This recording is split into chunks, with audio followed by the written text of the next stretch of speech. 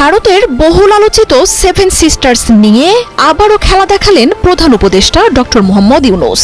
চীন সফরে গিয়ে সরাসরি সেভেন সিস্টার্সের নাম উল্লেখ করে তিনি বলেছেন, ভারতের এই অঞ্চলের জন্য বাংলাদেশকে প্রয়োজন।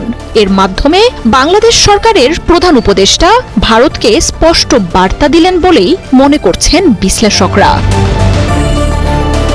চীনের ব্যবসায়ী ও বিনিয়োগকারীদের কাছে দক্ষিণ এশিয়ার বাণিজ্যে বাংলাদেশের অসীম ভূরাজনৈতিক গুরুত্ব ও সম্ভাবনার কথা তুলে ধরেছেন প্রধান উপদেষ্টা। বলেন, ভারতের 7 রাজ্য নিয়ে গঠিত সেভেন সিস্টার্সের বিশাল ভূখণ্ডে কোনো সমুদ্র না থাকায় সেখানে কৌশলগতভাবে বাংলাদেশের অবস্থান কতটা প্রভাবশালী। স্থলবেষ্টিত এসব অঞ্চলে ব্যবসার অপার সম্ভাবনা যে বাংলাদেশে বিনিয়োগের মাধ্যমে কাজে লাগানো সম্ভব, সেই বার্তাই দিয়ে এসেছেন তিনি।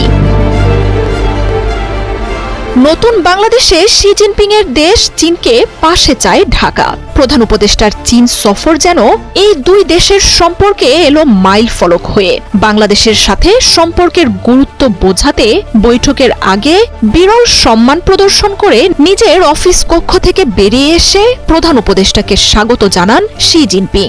ঢাকার সাথে সম্পর্ক এগিয়ে নেয়ার ব্যাপারে নিজের আগ্রহের কথা তুলে ধরেছেন প্রেসিডেন্ট শি জিনপিং। প্রধান উপদেষ্টা এই সফরে তুলে ধরেছেন নেপাল, ভুটান আর ভারতের সেভেন সিস্টার্সের বিশাল ভূখণ্ডে বাংলাদেশের ভূরাজনৈতিক ও কৌশলগত গুরুত্বের কথা। শি জিনপিং এর সাথে আলোচনা হয়েছে তিস্তা নদী প্রকল্প, মোংলা বন্দর, যুদ্ধ বিমান আর বাংলাদেশে চীনের হাসপাতাল নির্মাণের মতো মহা গুরুত্বপূর্ণ বিষয়গুলো নিয়েও। বাংলাদেশিদের চিকিৎসার জন্য নিজের দুয়ার খুলে দেওয়ার ঘোষণা দিয়েছেন শি জিনপিং।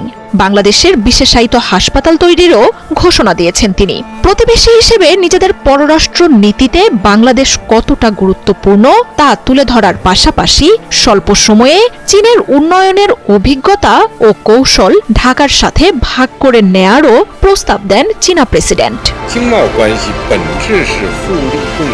4 দিনের সফরে যেন চীনকে জয় করেই ফিরছেন প্রধান উপদেষ্টা ডক্টর মোহাম্মদ ইউনূস। বোয়াও ফোরামে বিশ্বের শীর্ষ ব্যবসায়ী রাজনীতিকদের সাথে আলাপচারিতা থেকে শুরু করে চীনা প্রেসিডেন্ট শি জিনপিং সহ রাষ্ট্রের গুরুত্বপূর্ণ ব্যক্তিদের সাথে বৈঠক। বাংলাদেশের এই নেতার সফর যেন হইচই ফেলে দিয়েছে গোটা চীনে।